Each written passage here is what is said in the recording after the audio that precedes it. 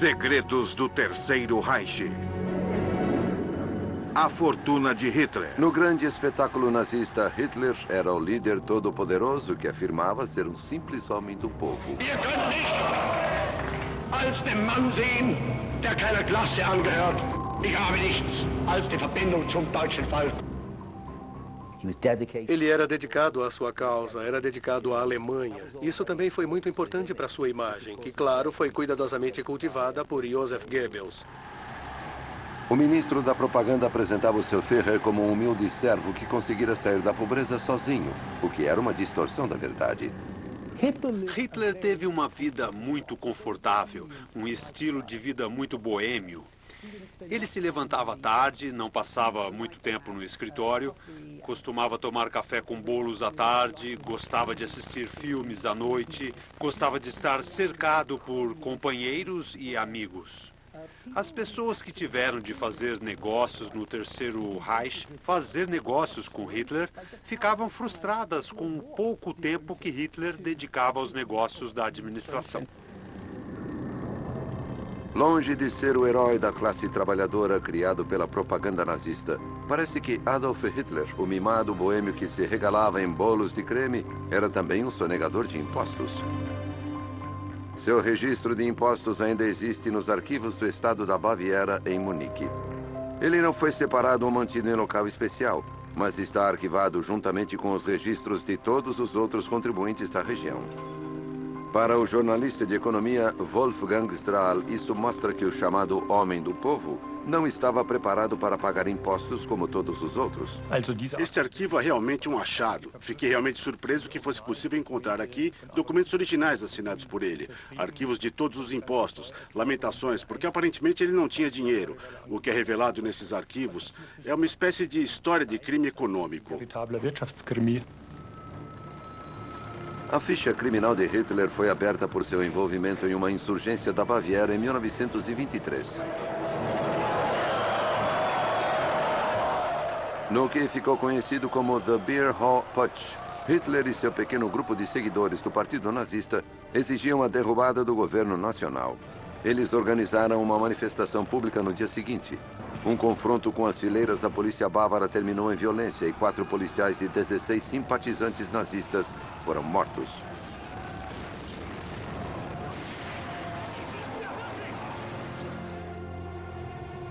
Hitler foi preso e condenado a 5 anos de prisão por alta traição. Seu golpe havia falhado, mas sua tentativa de ganhar notoriedade foi um sucesso estrondoso. Seu julgamento e condenação estiveram nos noticiários.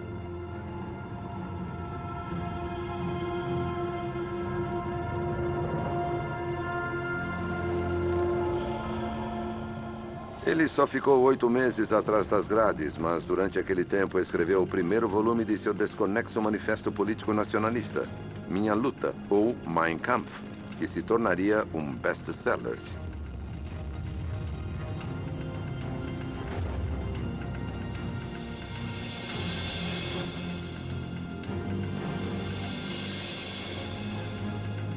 Mein Kampf foi impresso pela editora Herrera. O Partido Nazista tinha comprado em 1920 para lançar o seu jornal de propaganda, o Völkischer Beobachter, ou o Observador Popular. O Partido Nazista comprou o jornal e as impressoras usando dinheiro emprestado, cerca de $250 mil marcos. Era um bom momento para se ter uma dívida. Era o início da era da inflação. Hitler conseguiu pagar o que era outrora uma grande soma com marcos desvalorizados, uma fração do montante original devido. A hiperinflação paralisou a economia e acabou destruindo o marco. A moeda alemã perdeu rapidamente o valor e no final da década de 1920 não valia o papel em que fora impresso. Milhões de alemães mergulharam na miséria. Mas não Hitler e seus companheiros do Partido Nazista. Eles tinham o apoio de ricos benfeitores, no país e no exterior. Segundo se dizia, o icônico fabricante americano de carros e antissemita Henry Ford era um deles. Henry Ford, líder industrial e figura icônica dos Estados Unidos, foi um grande entusiasta de Adolf Hitler. A Ford Motor Company tinha uma importante filial na Alemanha e aquela filial só passou a ter lucro depois que os nazistas chegaram ao poder. Ela começou a dar lucro porque estava fornecendo caminhões e outros veículos às forças armadas alemãs, que estavam se expandindo enormemente. A Ford nos Estados Unidos lucrou muito com o Terceiro Reich. Simpatizantes de grande evidência como Henry Ford deram credibilidade a Hitler. Mas foi entre as classes altas conservadoras, predominantemente católicas de Munique, que Hitler encontrou muito do seu apoio financeiro. Alguns compartilhavam seu ódio contra judeus, a democracia e a administração da República de Weimar. Alguns eram ricos e bem conhecidos, como a esposa do fabricante de pianos, Helene Bechstein. Helene Bechstein fazia parte de uma família rica que fabricava pianos e também era uma mulher sofisticada da alta sociedade em Munique.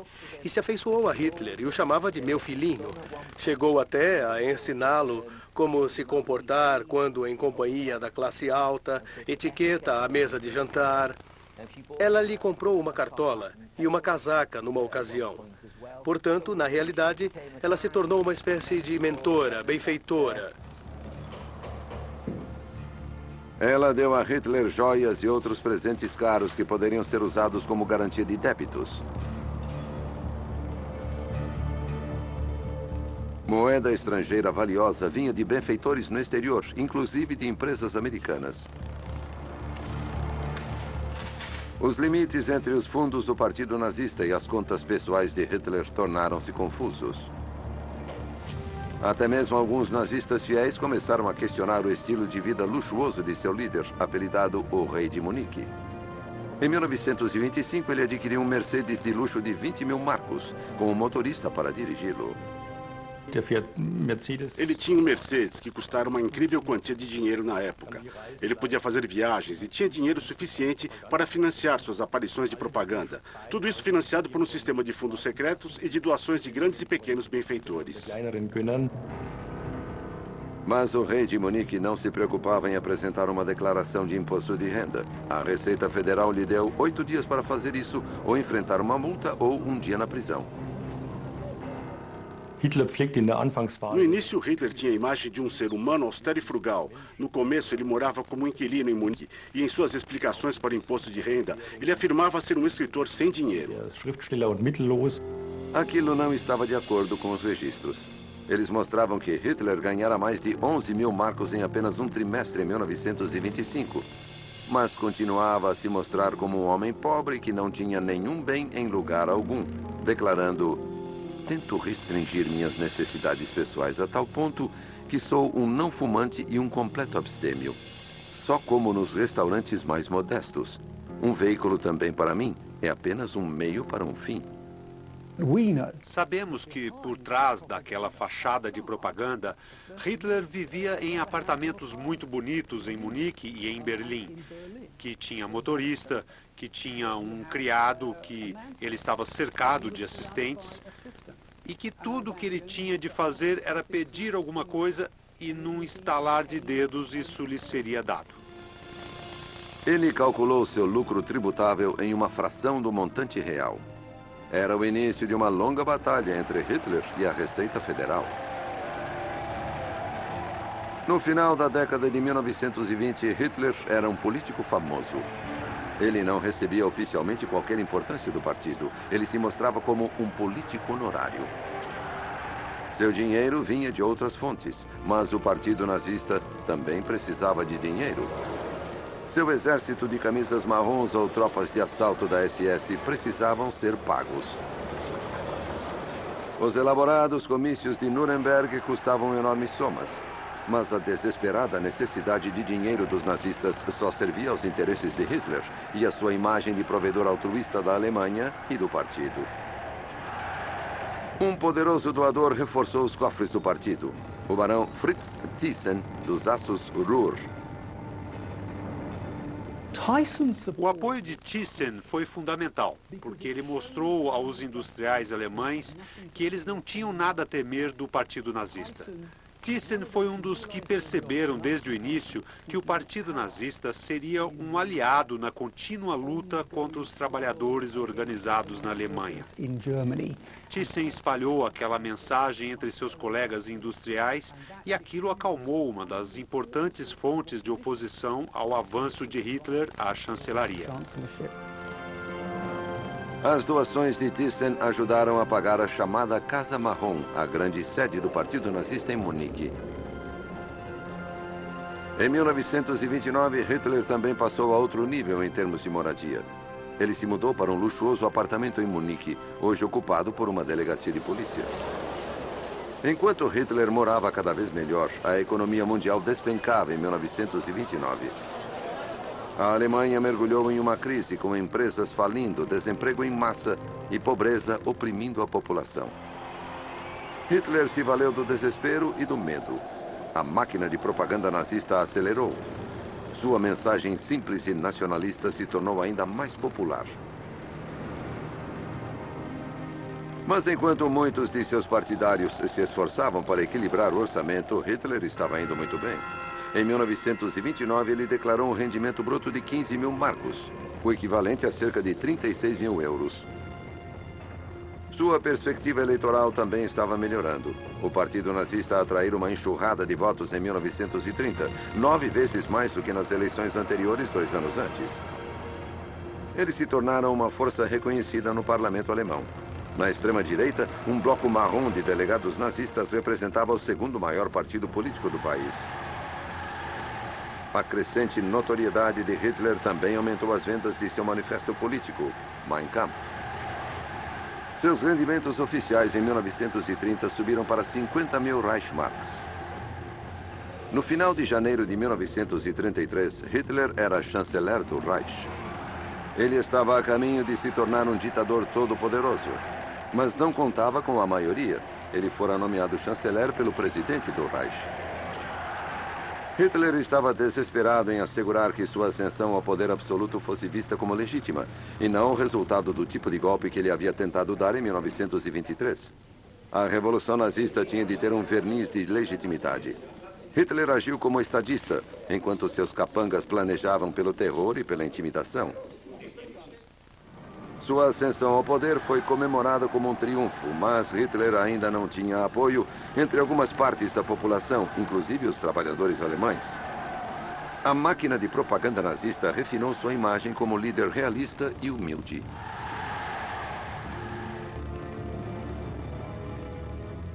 A máquina de publicidade do Partido Nazista, dominado por Goebbels, foi extremamente eficiente.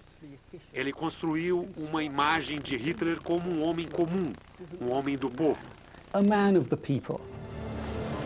Um discurso para os funcionários em uma fábrica da Siemens em Berlim foi um exemplo típico. Bin aus euch selbst herausgewachsen, bin einst selbst unter euch gestanden und habe mich dann durch Fleiß, durch Lernen und ich kann sagen durch Hungern langsam emporgearbeitet. In meinem innersten Wesen bin ich immer das geblieben, was ich vorher war. As multidões que ovacionavam foram enganadas. Em 1933, seu líder humilde ganhava pelo menos 40 vezes mais do que a média dos operários. Havia um certo ceticismo a respeito de sua maneira de ser, e ele era fanaticamente dedicado a seus objetivos políticos. Mas a ideia de que ele levava uma espécie de existência monástica, trabalhando dia e noite, simplesmente em benefício do povo alemão, era uma mentira. De acordo com os registros de impostos de Hitler, sua renda anual atingiu 1.200.000 marcos alemães apenas durante o primeiro ano de sua ascensão ao poder. Grande parte daquela renda vinha das vendas de seu livro, Mein Kampf. 1,5 milhão de cópias foram vendidas apenas em 1933. O livro era relativamente caro, 12 marcos. Mas o preço e o texto, descrito como empolado e maçante, não afastavam os compradores. After Depois de 1933, depois de Hitler ter se tornado chanceler, milhões de exemplares foram vendidos na Alemanha. Ele foi traduzido para 16 idiomas. Milhões de cópias foram vendidas em todo o mundo. Hitler dizia em seus documentos de identidade que era escritor. E aquilo era verdade, ele fez uma fortuna. he made a fortune. Mas em 1934, um diligente funcionário do imposto de renda investigou sua fortuna e enviou a Hitler uma cobrança fiscal exorbitante. Este registro de impostos mostra que ele declarara apenas uma fração de sua renda e que, de acordo com os arquivos da Receita Federal, no final ele devia pelo menos 400 mil marcos, o que era uma imensa fortuna naquela época. Für damalige Zeiten ein immenses Vermögen war. O chanceler do Reich não achou graça e ordenou que um secretário de Estado do Ministério das Finanças interviesse. Em meados da década de 1930, Hitler é um multimilionário, mas apesar disso ele pede para que seu registro de impostos seja mais ou menos arquivado. As autoridades fiscais atenderam seu pedido. Hoje seria impensável que um chanceler pudesse pedir para não pagar impostos. Sagt, ich zahle keine Steuer. O funcionário da Receita chamado Fogg recebeu ordens para que abrisse uma exceção a Hitler. O chefe da Receita em Munique declarou: todos os relatórios fiscais relativos à obrigação do Führer de pagar impostos estão anulados. O Führer está, portanto, isento de impostos. O registro de impostos de Hitler foi encerrado e não se tem conhecimento do que aconteceu com Herr Vogel, o arguto funcionário que identificou Adolf Hitler como sonegador de impostos.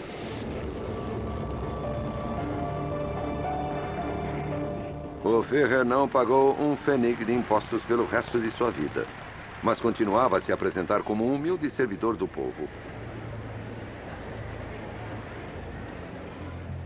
Deutsches Volk, gib uns 4 Jahre und ich schwöre dir, so wie wir und so wie ich in dieses Amt eintrat, so will ich dann gehen. Ich tat es nicht um Gehalt und nicht um Lohn, ich tat es um deiner selbst wegen. Am Aufbau O novo chefe de governo parecia estar falando sério. und so wie es mir gelang, trotz diesem Mann.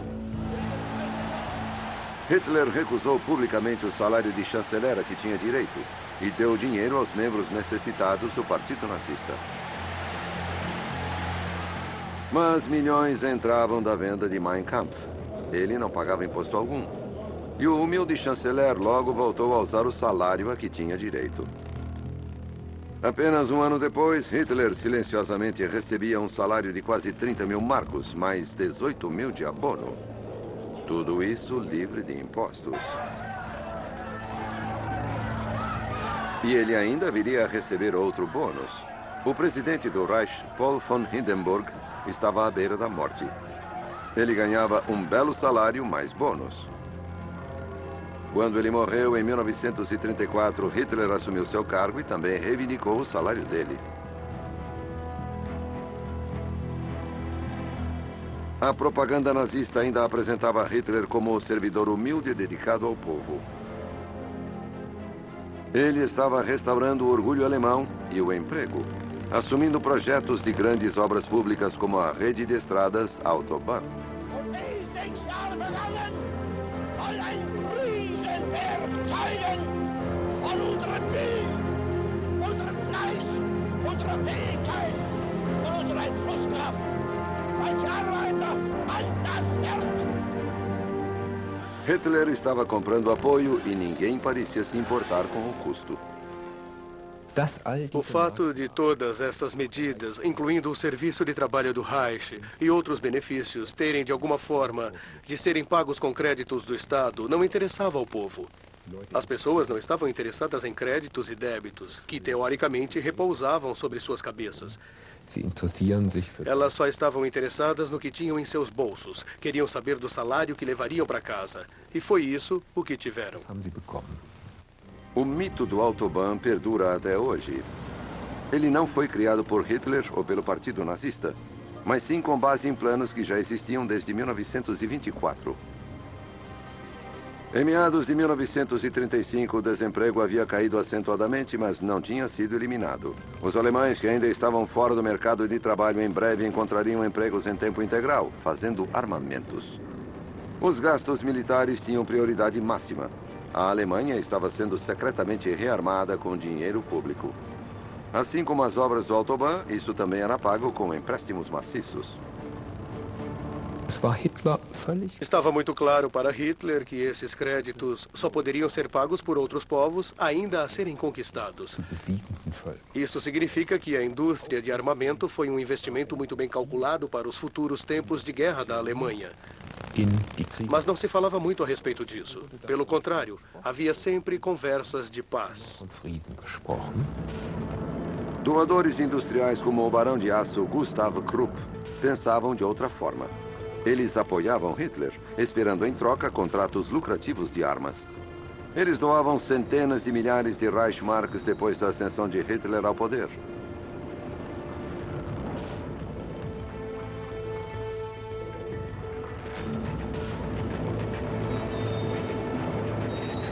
Além de fabricar as armas que Hitler precisava para rearmar a Alemanha, em 1933, Gustav Krupp e seus companheiros industriais concordaram em fazer doações regulares para Hitler.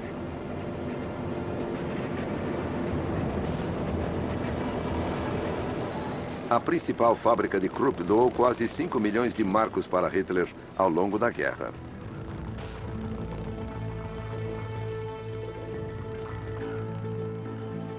Mais e mais dinheiro chegava. E Hitler gastava muito consigo mesmo e em um retiro luxuoso nos Alpes Germânicos. Ele ia frequentemente à popular cidade-spa de Berchtesgaden, um verdadeiro cartão postal. Ele ficava em uma casa de férias, Haus Wachenfeld. Hitler a tinha alugado desde a década de 1920, mas em junho de 1933 teve dinheiro para comprá-la à vista. A modesta casa, mobiliada em estilo bávaro tradicional, viria a se tornar uma propriedade imponente e o Estado pagaria por ela. Hitler imaginava-se um arquiteto amador. O novo projeto da casa de férias transformara a sede dos Alpes, agora com 30 cômodos e conhecida como The Berghof, tornava-se seu mais importante projeto pessoal. O secretário de Hitler, Martin Bormann, supervisionava a construção e pagava as contas. O que não era pago pelo Estado era pago indiretamente pelos trabalhadores alemães, através do fundo de doação de Adolf Hitler pela indústria alemã. A Berghof custou à Alemanha milhões de Reichsmarks. O ditador admitiu a si mesmo. Berghof é uma verdadeira mina de ouro. Acontece que Bormann não está tirando nada dela, ele só gasta muito ali. A vasta propriedade de Obersalzberg de Hitler se expandiu a um custo enorme. Uma segunda sede do governo emergiu na paisagem dos Alpes. Mais 30 milhões de marcos foram gastos construindo um edifício desnecessário no topo das montanhas, acima da Berghof. A Kelsteinhaus, ou Ninho da Águia. Um túnel de acesso e elevador foi perfurado na encosta da montanha. Apesar do monumental trabalho e custo, Hitler só visitou o estonteante Ninho da Águia algumas vezes. Aparentemente, o Führer tinha medo de alturas e não gostava do ar frio das altas montanhas. O Ninho da Águia sobreviveu à guerra. O elevador de latão polido de Albert Speer, a lareira e a vista deslumbrante do Grand Alpine estão hoje abertos aos turistas. Mas a partir de 1930, grande parte do Obersalzberg tornou-se de acesso exclusivo. Assim como o Berghof de Hitler, o complexo em torno incluía casas para Martin Bormann e para o chefe da Luftwaffe, Hermann Göring, e um quartel da SS. Havia um hotel para nazistas do alto escalão e uma estufa para fornecer legumes frescos para a mesa do Führer. O Obersalzberg se tornou o mundo particular de Hitler. O chefe do Terceiro Reich passava muito de seu tempo aqui, em vez de na capital, Berlim. Negócios do governo eram tratados nos terraços e salas. Figurões nazistas, trabalhadores de apoio e cúmplices se reuniam a seu redor. Inclusive o ministro dos Negócios Estrangeiros nazista, von Ribbentrop, e o chefe de propaganda, Joseph Goebbels.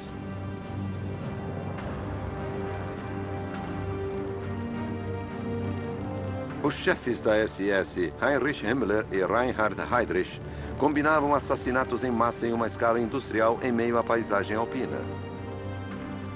Todos apareciam nos filmes caseiros pertencentes à namorada secreta de Hitler, que também tinha um quarto no Berghof, Eva Braun. A assistente de fotógrafo que se tornou amante do Führer tinha autorização para caminhar livremente e filmar momentos pessoais. O fiel ministro do armamento de Hitler, o arquiteto Albert Speer, também apareceu nos filmes de Eva Braun. Speer empregou trabalho escravo e usou o sistema de campos de concentração para manter suas fábricas funcionando. Mas depois da guerra conseguiu escapar à execução como criminoso de guerra. Ele também criticou o projeto de Hitler para a famosa Grande Janela do Berghof. Mas apenas muito tempo depois da guerra, em 1970, declarou: a janela retrátil era projeto de Hitler. Abaixo desta janela, Hitler projetara a garagem de seus carros. Portanto, quando o vento soprava da direção errada, o intenso cheiro de gasolina penetrava na sala de estar. Era um projeto que teria sido descartado em qualquer universidade técnica. Mas foi apenas depois de seu Führer e a Alemanha nazista serem derrotados que Speer ousou zombar de Adolf Hitler em público. O ex-chefe de Eva Braun, o fotógrafo pessoal de Hitler, Heinrich Hoffmann, controlava o marketing de quaisquer imagens oficiais de Hitler. Ele tinha direitos exclusivos através de sua agência. Royalties eram pagos para cada fotografia impressa e Hitler provavelmente ganhava com isso. Hoffmann fornecia fotos para todas as grandes revistas e editoras. Retratos de Hitler foram impressos aos milhões e cada um somava uma fortuna em vendas. Inúmeros cartões postais também eram impressos.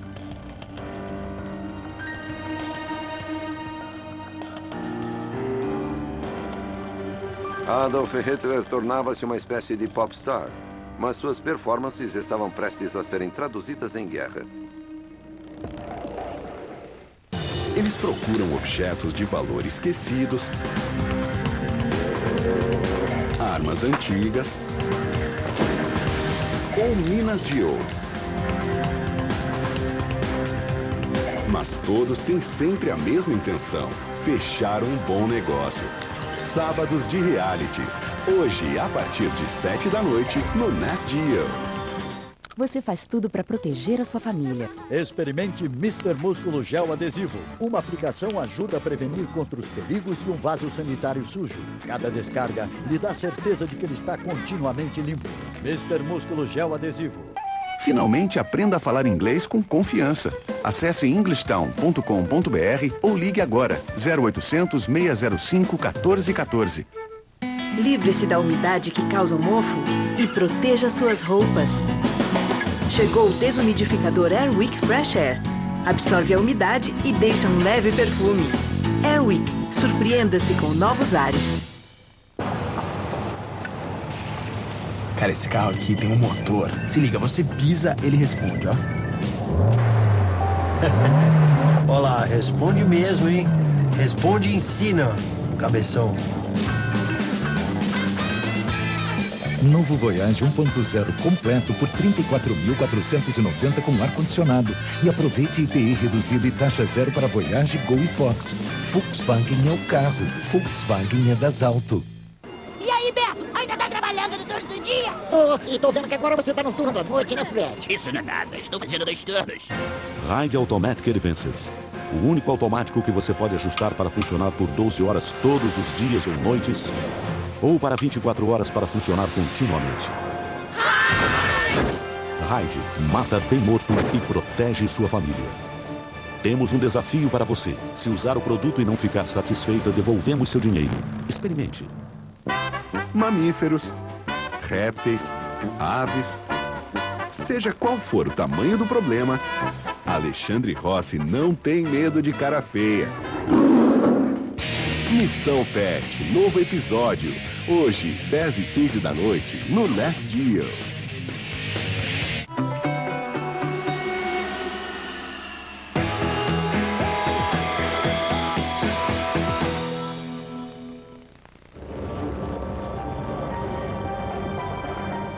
Em 1938 marcou o início da agressiva política externa de Hitler. Sua Wehrmacht marchou contra a Áustria.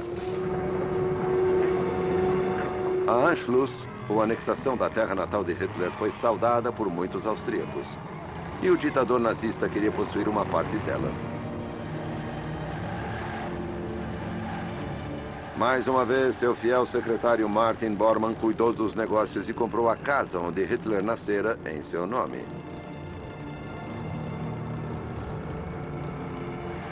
Hitler recebeu um triunfante acolhimento em Viena.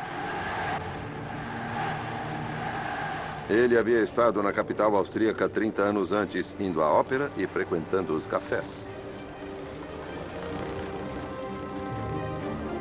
Ele sonhava com uma carreira de pintor. Tentou ser admitido na prestigiada Academia de Belas Artes da cidade. Foi recusado devido à falta de talento.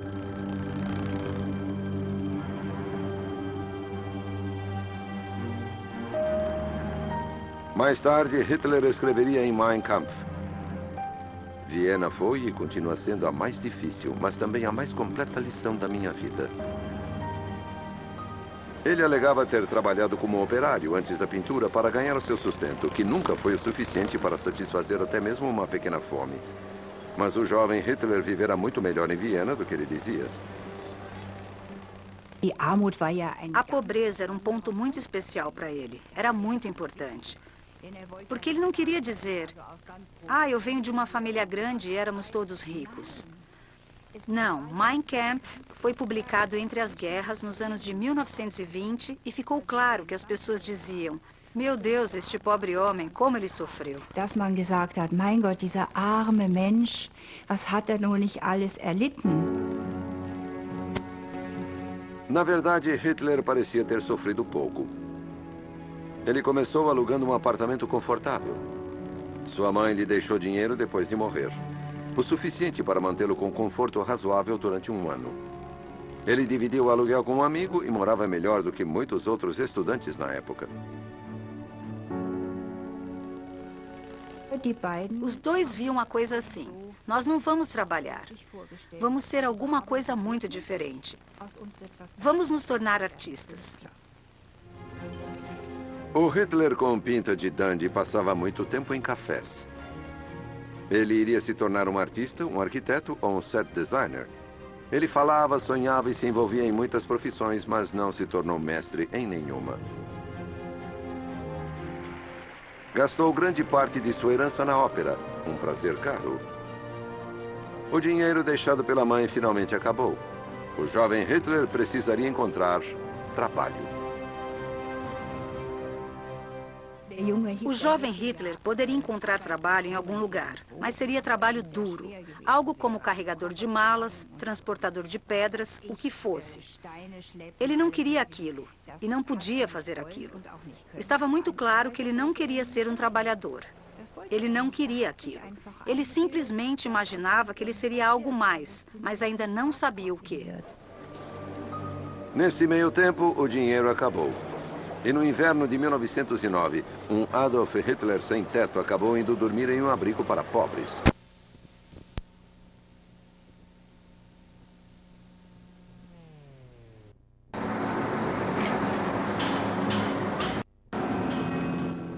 Dezenas de milhões de soldados e civis inocentes foram mortos. Estima-se que 6 milhões de judeus foram assassinados no Holocausto.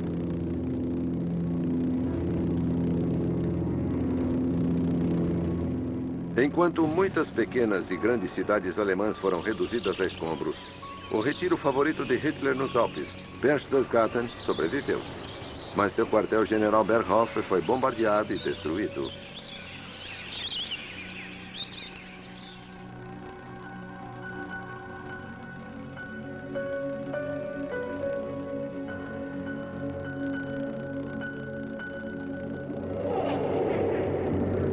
O que restou da propriedade particular de Hitler foi confiscado pelas forças de ocupação em 1945. E acabou sendo entregue ao estado da Baviera, uma vez que foi o último lugar que Hitler registrou como sua residência. Hoje, de propriedade pública, as estruturas que restaram, como o Ninho da Águia, o Kelchsteinhaus e o quartel da SS abaixo, tornaram-se uma espécie de atração turística. Após o fim da guerra, as autoridades fizeram um registro do que restara da fortuna de Hitler. A maior parte vinha das vendas de Mein Kampf. Mais de 10 milhões de cópias foram vendidas até 1945. As comunidades locais eram obrigadas a comprar um exemplar para dar aos casais que se casavam sob o regime nazista.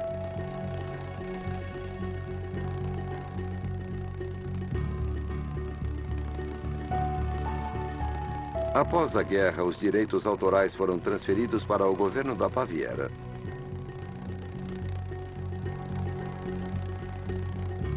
Desde então, ele tem tentado, sem sucesso, deter a impressão e a distribuição do desconexo manifesto político de Hitler. Ele não estava disponível para venda ao público na Alemanha Ocidental, após a Segunda Guerra Mundial e também na Alemanha Oriental. Era um tabu na Áustria, mas não era realmente difícil de se conseguir um exemplar. E ele circulou ao redor do mundo em inúmeras traduções, sem qualquer inibição. É claro, hoje, graças à internet, você pode lê-lo em qualquer idioma e baixá-lo com o toque de uma tecla. Os Reichsmarks encontrados na conta particular de Hitler tinham muito menos valor depois da guerra. A antiga moeda desapareceu em 1948 com a reforma monetária. O dinheiro da herança de Hitler foi para o estado da Baviera. O outro grande legado do ditador, a arte, que seria exibida em seu Führermuseum, é controlada pelo Estado alemão.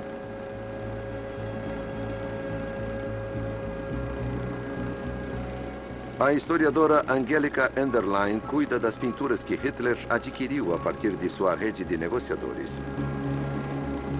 Elas foram recuperadas das minas de sal austríacas, onde estavam escondidas dos bombardeios aliados. As autoridades nazistas haviam planejado explodir as entradas antes que os americanos pudessem alcançá-las, mas o plano de demolição falhou. Milhares de pinturas foram registradas e verificadas para ver se tinham sido roubadas. Muitas peças foram devolvidas à França e à Holanda, onde tinham sido adquiridas durante a ocupação nazista. Quase 2/3 da coleção de Hitler foram considerados como tendo sido legalmente adquiridos e foram entregues ao novo Estado alemão ocidental. Investigações estão em curso. Às vezes, uma nova informação leva aos proprietários originais de uma obra de arte. Desde o ano 2000, novas pesquisas têm sido feitas. O proprietário original desta pintura era um judeu de Berlim que fugiu para Viena. O proprietário original, Leo Bendel, foi assassinado no campo de concentração de Buchenwald em 1940. Quando ficou claro que o proprietário anterior era judeu, a pintura foi retirada do escritório do presidente da República e colocada em nosso depósito. E estamos agora aguardando os detalhes de herança da família para que possamos devolver a pintura a seus legítimos herdeiros. A pintura é chamada Fiat Justitia, ou Haverá Justiça, em latim. Não houve justiça alguma para o antigo dono. Um homem perseguido de sua casa de Berlim, forçado a vender suas posses e fugir para Viena, apenas para ser lá localizado e enviado para a morte em um campo de concentração. Com exceção de alguns edifícios nos Alpes da Baviera, algumas unidades de armazenamento contêm os últimos remanescentes da outrora imensa fortuna de Hitler. O homem do povo, o grande servidor da Alemanha, era um sonegador fiscal e manipulador de arte roubada.